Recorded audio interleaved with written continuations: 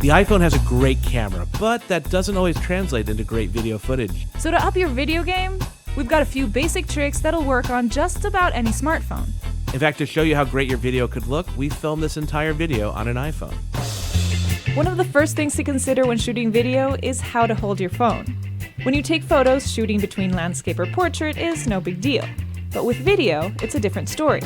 As a rule of thumb, you should always shoot in landscape to avoid these black bars on your screen. Unless you're posting the video on social media, where vertical video is actually better. The iPhone has a sweet built-in stabilizer which can take some of the shake out of your videos. But even with the iPhone's built-in magic, you're going to want to keep your iPhone still. This can be especially handy for when someone is speaking directly to camera, close-up shots, and time-lapse or slow-motion shots. The most basic technique to steady your phone is to tuck in your elbows while shooting. Also, be on the lookout for sturdy flat surfaces where you can place your phone. In good light, the iPhone shoots great video. But when you're in the shade or indoors, beware of your light source.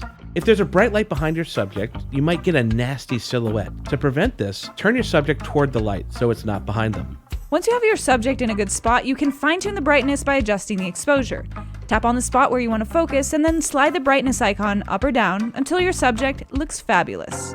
If all else fails, the iPhone has a built-in flash that can be used to add light, but this trick doesn't always work and it's not the most flattering. Centering your image is easy enough, but not everything has to be in the middle of the frame.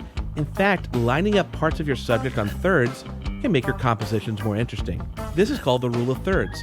Imagine drawing a tic-tac-toe grid on your phone screen and aligning your image on the intersection of those lines.